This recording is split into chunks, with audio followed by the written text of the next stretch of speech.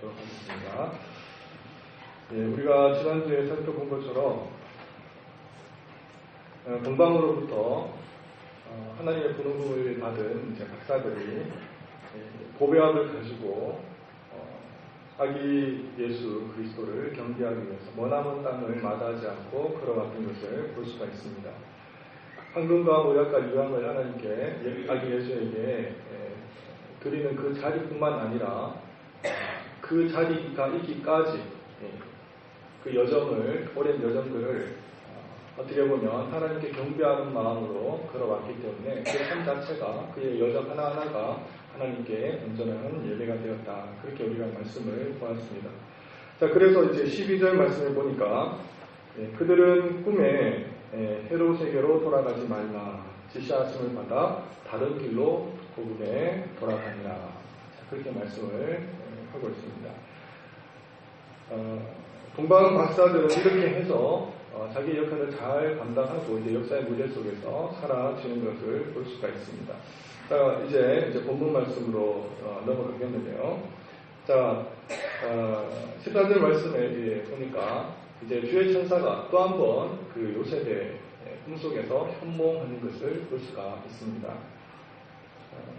주의 사자가 요셉에게 현몽하여 이르되 헤롯이 아기를 찾아 죽이려 하니 일어나 아기와 그의 어머니를 데리고 애국으로 피하여 내가 내게 이르기까지 거기 있으라. 이렇게 일러 두었습니다. 말씀을 보시면 이제 주의 천사가 나타난다든지 이런 경우들을 보면, 또 꿈속에서 하나님께서 지시하신다든지 이런 경우들을 보면 대부분 그 상황이 대단히 이제 시급하거나 아니면 다급한 경우들을 볼 때 이런 일들이 벌어지는 것을 볼 수가 있습니다. 그래서 주의 사자가 나타났습니다. 얼마나 다급한 상황이었는지 분위기 자체가 정말 어떻게 보면 좀 비상사태라고 하는 것을 짐작이나 할 수 있을 것처럼 그렇게 이제 지금 사태는 진전되고 진행되고 있는 것을 볼 수가 있습니다. 그래서 주의 사자가 요셉에게 네 가지를 일러 두었습니다. 네 가지를 일러 두었는데 동사들을 한번 보시면 어떤 그 명령이 이 요셉에게 주어졌는지를 알 수가 있습니다. 자, 먼저 무엇이라고 얘기하고 있습니까? 일어나라, 그렇게 얘기하고 있죠. 일어나라, 그렇게 말씀하고 있고요. 두 번째로는 뭐라고 얘기합니까? 데리라고 얘기하고 있고요. 세 번째로는 뭐냐면 피하여라고 되어 있습니다. 피하여. 그리고 네 번째는 뭐라고 되어 있습니까? 거기 있으라, 거기 있으라. 그렇게 명령을 내렸습니다. 자, 그러자 이제 요셉은 어떻게 그 주의 사자의 그 명령에 따라 준행을 하고 있는지를 또 말씀을 통해서 한번 보겠습니다. 자, 14절 말씀을 보니까, 그래서 요셉이 어떻게 했습니까? 일어나서 있죠. 그리고 자, 아기와 그의 어머니를 데리라고 되어 있습니다. 자, 그 다음에 세 번째, 애국으로 떠나라고 되어 있습니다. 자, 그 다음에 15절 말씀을 보니까 어떻습니까? 헤롯이 죽기까지 거기 있습니다. 그렇게 말씀을 하고 있습니다. 자, 이것을 보아서 그 아기 예수의 그 육신의 아버지가 되는 요셉이 얼마만큼 하나님 앞에서 그렇게 신실한 믿음의 사람이었는지를 우리는 이 말씀을 통해서 조금이나마 이제 볼 수가 있습니다. 그래서 그의 말씀 앞에서 철저하게 순종하고 있는 요셉을 우리는 말씀을 통해 볼 수 있게 되는 것이죠. 자, 뿐만 아니라 그가 아기와 그의 모친을 데리고 나아갈 때 그 시가, 그 때가 언제였다고 성경은 우리에게 얘기해 주고 있습니까? 밤에라고 되어 있습니다. 그렇죠? 밤에.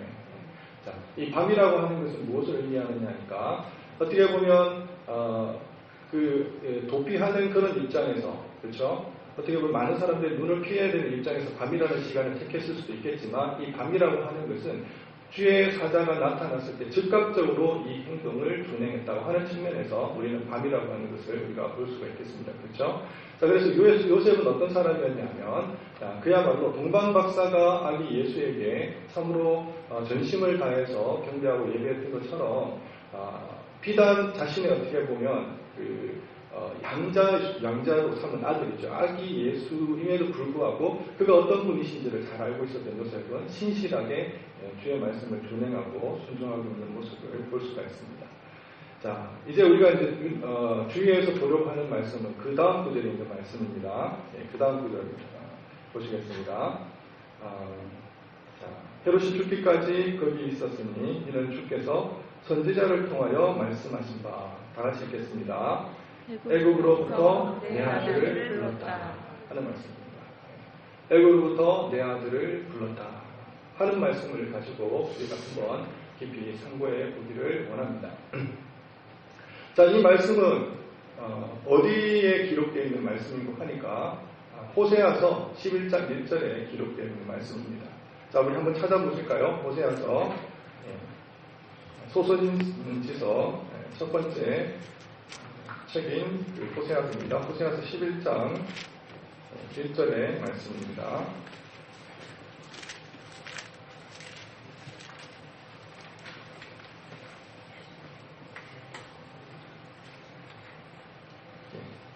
호세아서 11장 1절 말씀.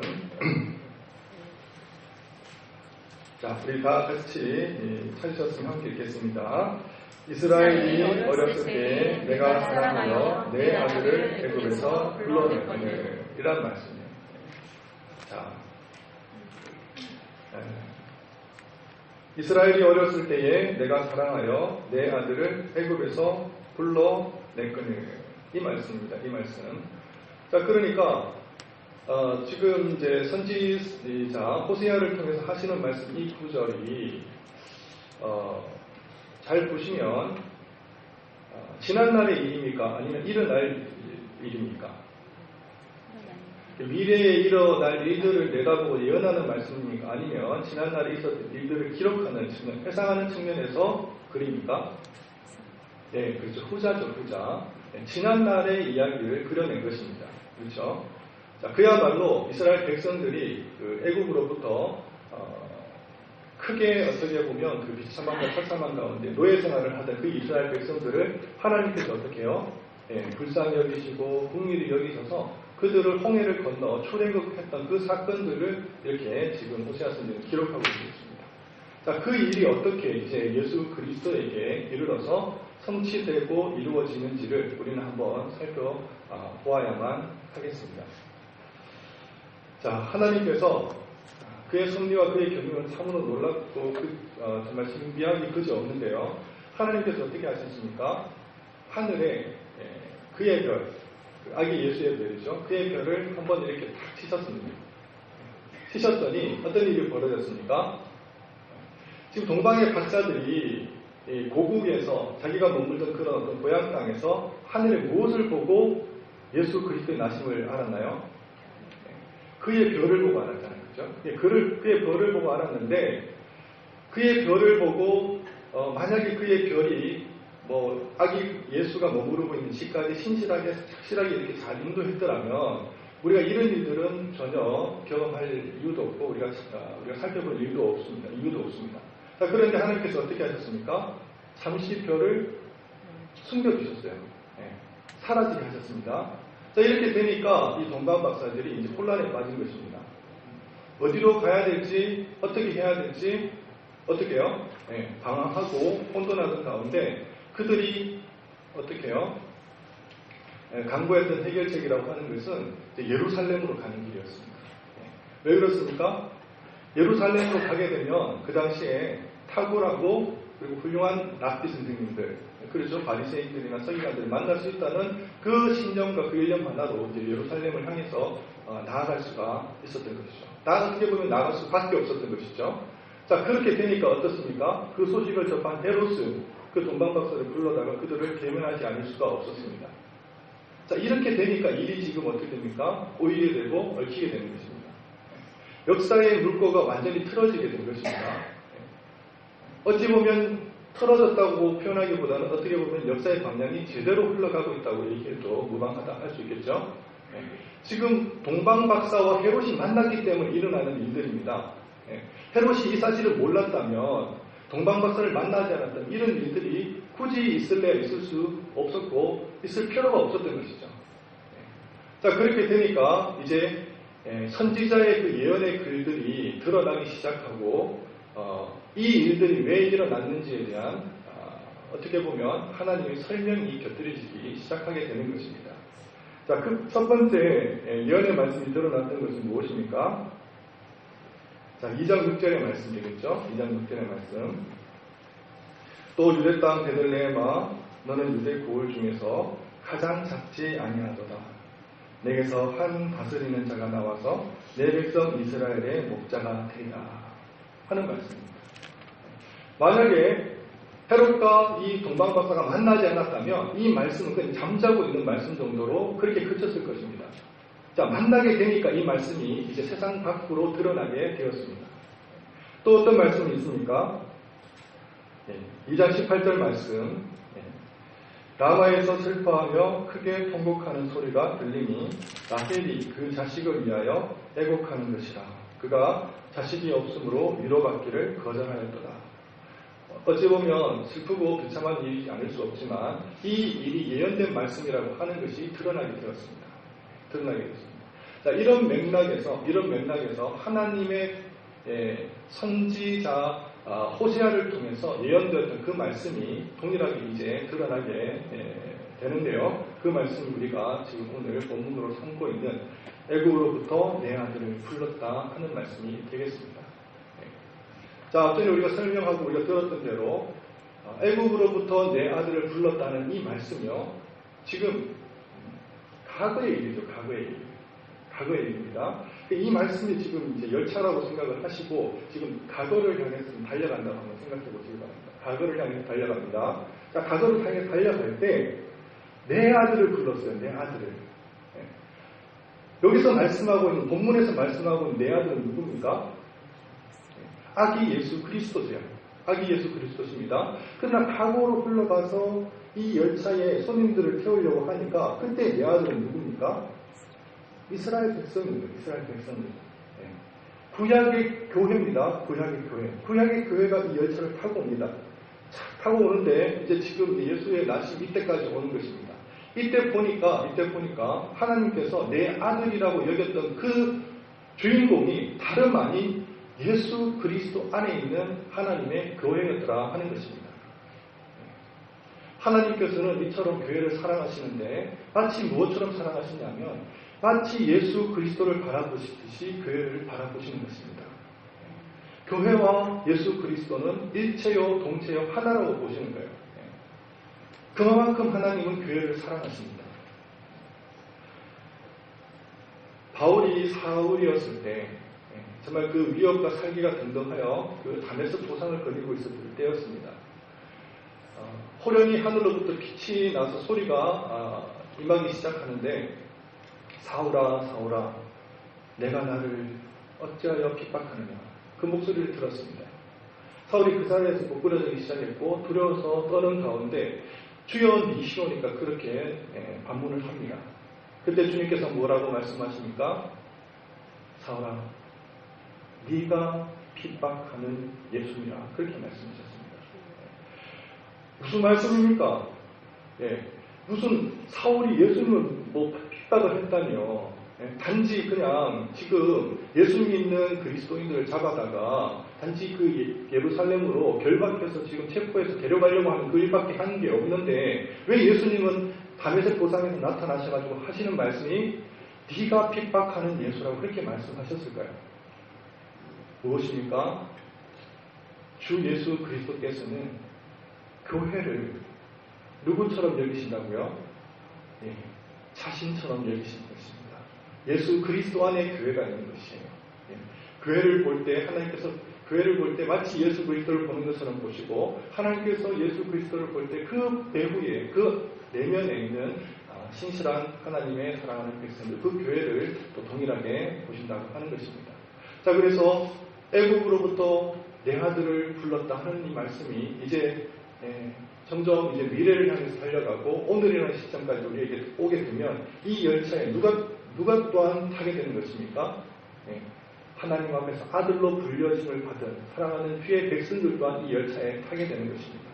자, 그렇게 되었을 때 애국으로 불림을 받은 사람들은 과연 누구입니까? 어린 아기 예수뿐이겠습니까? 그렇지 않습니다.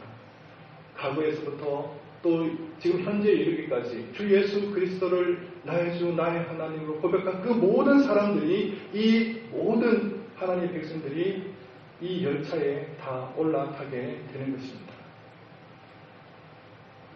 사랑하는 성도 여러분, 애굽이라는 곳은 어떤 곳입니까?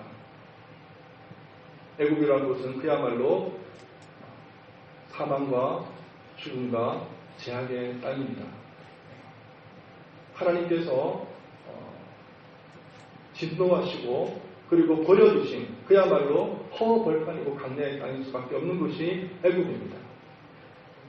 지금 우리 주 예수 그리스도께서 지금 어린 나이로 태어나셔가지고 그의 걸어가시는 그 행적들을 여러분 잘 살펴보시면 어떤 것으로 우리가 볼 수 있느냐면, 그분이 얼마만큼 정말 겸손하시고 그리고 정말 그 심령이 가난하시고 그리고 어찌하든지 간에 낮은 곳을 찾아서 가시는지를 우리가 볼 수가 있어요. 자, 그분이 태어나셔가지고 처음 머물렀던 곳이 어디입니까? 네, 마국간입니다. 마국간인데요. 자, 이제는 그곳을 떠나서 하나님께서 피하라고 하나님께서 허락하신 그 도피소로 이제 내려가게 되는데, 그것이 애굽입니다. 자, 왜 애굽으로 하나님께서 내려가게 하셨을까요? 유대에 머물게 되면, 베들레헴에 머물게 되면 어떻게 되기 때문입니까? 죽게 되기 때문이에요. 그렇죠? 죽음은 지금 예수 그리스도의 때가 아닙니다. 지금 살아나셔야만 합니다. 아직 주님이 죽으실 때는 오지 않은 것입니다. 그렇기 때문에 피해서 간 곳이 애굽이라는 곳입니다. 자, 그러면 우리가 살펴볼 수 있고 깨닫게 되는 것은 무엇이냐면, 하나님은 단지 최악의 상황만을 피하실 뿐이지, 피한다고 피한 그 상황 동안 어떻습니까? 최악을 단지 피한 상황에서의 최악입니다. 그러니까 이제 애굽에 어떻습니까? 이 예루살렘의 헤롯이 죽었다는 소식을 듣게 되었습니다. 이제 헤롯이 살아있을 때는 이 유대가 최악의 땅이었지만, 이제 헤롯이 죽게 되니까 이 머물고 있는 애굽이라는 땅이 어떻게 됩니까? 예수 그리스도에게는 최악의 땅이 되어버리신 것입니다. 자, 그래서 이 애굽을 탈출할 수밖에 없었던 것이죠.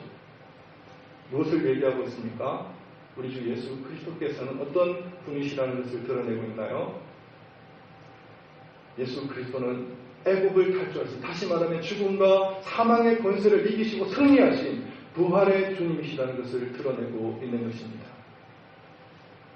하나님께서는 끊임없이 모형을 보여주고 계세요. 본보기죠, 본보기. 그냥 단지 그림자고 모형이고 모델들을 보여주시는데 이스라엘 백성들이 홍해를 건너 출애굽한 사건도 무엇을 드러내기 위한 모형이었을 뿐입니까? 아기 예수 그리스도의 부활의 그 사건을 드러내기 위한 단순한 그림이었고 모형일 뿐이었습니다. 이제 아기 예수께서 이제 애굽으로부터 탈출하고 그 다음에 하나님의 부르심을 받아서 이제 유대라는 땅으로 안전하게 이제 건너오게 되시는데, 이 또한 무엇입니까? 이 또한 십자가상에서 우리 주님께서 무덤을 이기시고 3일 만에 부활하신 그 사건을 기리기 위한 또 하나의 모델로 하나님께서는 우리에게 보여주시는 것입니다. 사랑하는 성도 여러분, 우리 주님은 부활의 주님이십니다. 죽음과 사망의 권세를 이기시고 영원히 사시는 우리 생명의 주님이 되시는 것입니다. 성경은 끊임없이 모델을 보여주고 계십니다. 모형을 보여주고 계세요. 우리가 지금 이제 열왕기상 새벽 그 시간마다 지금 말씀을 선고하고 있는데 어떻습니까? 지금 본문 말씀 어디로 지나가고 있냐면 엘리야 선지자가 이제 시돈 그 사르밧 가부집에 지금 머물고 있는 장면을 보게 됩니다. 그렇죠? 자, 그래서 지금 아합이라고 하는 그 왕, 어둠과 어떻게 보면 가장 정말 제약이 가념했던 그 시대 가운데 하나님께서 선지자를 보내주셨는데 그가 엘리야라는 것입니다. 엘리야. 자, 그 엘리야가 이제 사르밧 가부 집에 이르러서 하는 사건들이나 일들이 있어요. 그게 뭐냐 하면 겨우 지금 이제 그 먹고 살만한 이제 기름병에 작은 어떤 기름에 조금 남은 것하고 그 다음에 이제 가루통에 그 가루가 지금 한 움큼 정도 남아있는 정도였는데 지금 엘리야가 그 가부에게 요청하는 것이 이것입니다. 나를 위하여 작은 떡 하나를 만들어 달라. 그렇게 요청했습니다. 자, 그랬을 때 사르밧 가부가 어떻게 반응을 했습니까? 기꺼이 순종하는 마음으로 작은 떡 하나를 만들어다가 자기는 죽을지언정 하나님의 종되는 엘리야에게 공개하는 모습을 볼 수가 있습니다.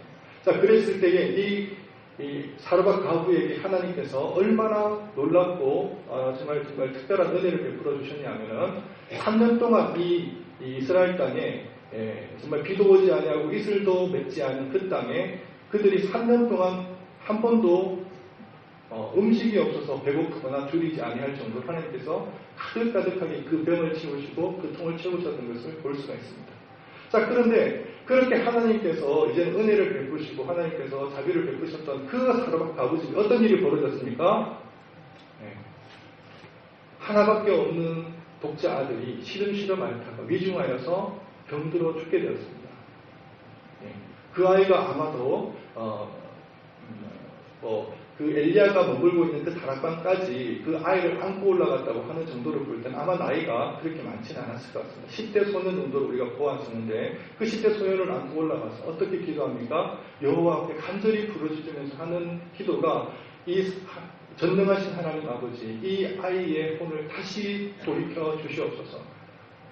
하나님은 긍휼이 풍성하시고 은혜가 넘치시는 하나님이시 그 간절한 기도를 들으시고 다시 그 아이의 혼을 그에게 돌이키심으로 말며 그가 다시 살아나는 역사를 허락해 주셨습니다. 이것이 무엇입니까? 이것은 단지 그림일 뿐입니다. 본일 뿐이에요. 정작 무엇을 위한 본입니까? 예수 그리스도의 다시 살아나심을 위한 본일 뿐인 것입니다. 이 땅에 주님께서 구원자로 그리고 만인들의 어떻게 보면 정말 사랑받으시는 하나님의 메시아로 이 땅 가운데 오셔가지고 많은 사역들을 감당하시고 많은 일을 베푸시고 또 많은 것들을 가르쳐 주셨던 것을 우리가 보게 됩니다. 그때 또한 어떤 일들이 벌어지게 되느냐면요, 가버나움이라는 곳이 있을 것입니다. 그곳에 해당장 야이로라는 사람이 있었습니다. 해당장 야이로가 예수 그리스도의 그 바닷가에 거니신다는 소식을 듣고 급히 달려와서 하는 얘기가 뭐냐면 그 말씀에 보니까 엎드려 많이 간구하더니 그렇게 말씀하고 있습니다. 두려움에 떠는 거예요. 왜냐 하니까 자기가 사랑하는 그 딸이 죽어가고 있는 것입니다. 사랑하는 주님, 달려오셔서 내 아이에게 손을 얹어 주시기만 하면 이 아이가 낫겠나이까. 그렇게 간곡하게 간청합니다. 그러나 가는 길에 어떤 일이 있었냐니까. 어떤 일이 있었습니까? 10년 동안 혈루증 가운데 씨름하고 아팠던 그 여인을 치료하는 그 가정들이 있었기 때문에 시간이 지체가 되었어요. 지체가 되어서 마침내 그 자리에 이르게 되니까 어떤 일이 벌어졌습니까? 그 아이는 싸늘한 죽음 무편에 있었습니다. 많은 사람들이 헌화하면서 이제 그의 죽음을 애도하고 있는 가정이었습니다.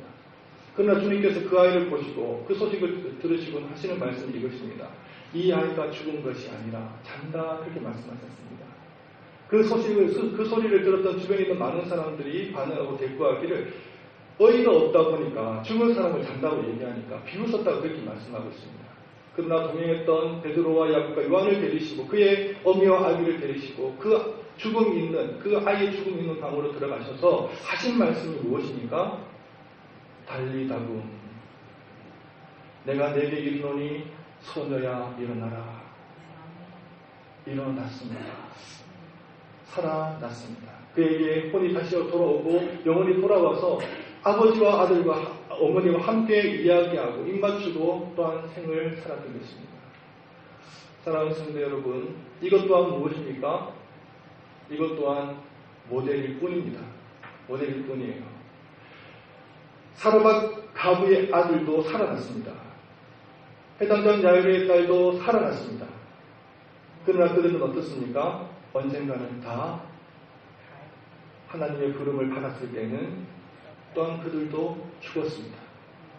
그러나 우리 주 예수 그리스도께서는 십자가에 그 모든 고통을 받으시고 돌아가셨지만 3일 만에 다시 한번 그 놀라운 부활의 역사를 일으키시고 살아나셨던 그 이후에는 그는 절대 죽음이라는 것을 경험하지 않습니다. 영원한 생명을 지금도 살아가고 계신 분이 우리의 부활의 주님 되시는 것입니다. 사랑하는 성도 여러분, 이 열차 안에 있을 때, 애국으로부터 내 아들을 불렀다는 이 열차 안에 있게 되어질 때 놀라운 일들이 벌어지게 되는데, 우리는 단지 예수 그리스도의 본문을 쫓아다닐 뿐이에요. 그냥 주님이 가시는 길을 따라갈 뿐입니다. 그러나 그 따라가는 그 일 하나만일 뿐인데 어떤 일들이 벌어지느냐 하면, 하나님께서 우리 주 예수 그리스도에게 보내주시는 모든 영광과 명예와 명성과 그리고 혜택과 유익들을 다 우리들이 누리게 되는 것입니다. 우리들이 누리게 되는 것이에요. 주께서 말씀하십니다. 나는 부활이요 생명이니 나를 믿는 자는 죽어도 살겠고 살아서 믿는 자는 영원히 죽지 아니라 말씀하십니다. 주 예수를 영접하는 자, 그 이름을 믿는 자들에게 하나님의 아들이 되는, 자녀가 되는 권세를 주셨다고 주님께서 말씀하고 있는 것입니다. 이제 부활절이 이제 멀지 않았습니다. 이제 몇 주가 되면 우리 주님의 그 부활하심을 기념하면서 영광을 돌리며 하나님을 기념하는 그런 시간이 오게 될 것입니다. 그러나 우리는 이 부활의 신앙이라고 하는 것은 단지 1년에 한 번 절기를 지키는 정도에서의 부활의 신앙에 되어서는 아니될 줄 믿습니다. 우리는 늘 이 부활의 신앙으로 감격하고 그냥 벅차오르는 이 감사함으로 하나님 앞에 살아가야 될 줄 믿습니다. 사랑하는 성도 여러분, 인간이 가장 두려워하는 것이 무엇일까요? 가장 두려워하는 게 무엇입니까? 사르밧 가부도 바들바들 떨었습니다. 해당장 야이로도 주님께 와가지고 많이 엎드려 간구하였다, 그렇게 말씀하고 있어요. 인간이 가장 두려워하는 것이 있다면, 슬퍼하는 것이 있다면 다른 그 어떤 것도 아니라 그것은 분명 죽음일 것입니다. 죽음을 인간은 가장 두려워해요. 우리가 지금 육신적으로 힘들어하고 아파하고 고통하는 것들이 있죠. 그 모든 것들은 다 어떻게 보면 죽음의 전조현상이에요. 전조현상. 만약 이 땅에 죽음이 없다면 우리 인생들은 그런 것들을 경험할 이유가 전혀 없습니다. 왜 인간들이 시기하고 질투하고 다투고 싸웁니까? 그것은 다 어떻게 보면 죽음의 전조현상일 뿐입니다. 죽음이 없다면 그런 일들을 우리가 경험할 이유가 없는 것이죠. 자, 그러면 우리는 이 땅이라는 곳에서 어떻게 살아가고 있느냐 하면, 여전히 지금도 이 죽음이라고 하는 질퍽한 늪 속에서 허덕이면서 살아가고 있는 것입니다. 이것이 곧 애국입니다. 그렇다면 우리가 이 애국을 탈출할 수 있는 방법은 무엇입니까? 애국으로부터 내 아들을 불러냈다는 이 말씀, 이 열차 안에 우리는 올라가는 수밖에 없는 것입니다. 그렇게 되어질 때에 우리만이, 그 열차를 탄 사람만이 우리 주 예수 그리스도와 더불어 영원한 삶을 누릴 수가 있게 되는 것입니다. 주께서 죽었던 그 어린 소녀에게 말씀합니다. 달리 다분 소녀야 일어나라, 그렇게 말씀하셨습니다. 더 중요한 것은 무엇이냐면 그 앞절에 있는 구절인데, 내가 내게 이르노니, 이것이 핵심입니다. 내가 내게 이르노니. 그렇기 때문에 그 소녀는 일어날 수가 있었던 것입니다. 왜 그렇습니까? 그분이 만왕의 왕이고 만주에 주시고 모든 생사하복을 주관하시는 부활의 주님이 말씀하고 계시기 때문에 그 영혼, 죽은 영혼이라 할지라도 다시 살아나는 놀라운 역사가 일어나게 되는 것입니다. 사랑하는 성도 여러분, 부활의 주님이 우리 가운데 있습니다. 애국으로부터 불러내심을 받은 우리 아기 예수 그리스도가 우리 앞에 있습니다. 하나님께서 얼마나 위대하시고 자비로우시고 꼼꼼하시면서 섬시한 하나님이시냐면, 하늘에 있는 그 별을 살짝 치심으로 사라지게 하시는 그 가운데서 애굽에서 이 아이가 올라올 수밖에 없도록 하시는 그 장치를 통해서 정말 하나님께서 십자가상에서, 그 무덤상에서 이제 그 모든 사단과 죄악과 죽음과 사망의 권세를 이기시고 나오시는 능력의 하나님을 보여주심으로 말미암아 살아나는 교회를 주께로 돌이키시고 그들을 고이 품으시기 위해서 이 사실을, 이 사건을 우리에게 펼쳐주셨다는 것을 기억할 때 얼마나 우리 하나님께서 우리를 사랑하시는지 말로 못하게 표현할 수 없을 만큼 주님은 우리를 사랑하는 줄 믿습니다. 이 부활의 신앙을 가지시고 정말 매일매일 순간순간마다 승리하실 수 있는 저와 여러분 되시기를 바랍니다. 기도하시겠습니다. 사랑과 은혜가 풍성하신 하나님 아버지, 주님 감사합니다. 우리에게 부활의 신앙을 주시고 정말 주님 안에 거하게 하셔서 영원히 살 수 있도록 하여 주신 은혜를 감사합니다. 주님만을 찬양하게 하시고 주님만을 바라보게 하시고 주님만을 높일 수 있는 저희들이 되게 하여 주시옵소서. 마지막 날 주님 앞에 이르게 되었을 때 믿음 안에 있는 모든 죄를 만난다는 그 소망 또한 우리에게 주시니 감사합니다. 하나님 그 소망을 풀고 늘 살아갈 수 있는 저희들이 되게 하여 주시옵소서. 감사하며 우리 주 예수 그리스도 이름으로 기도를 드립니다. 아멘.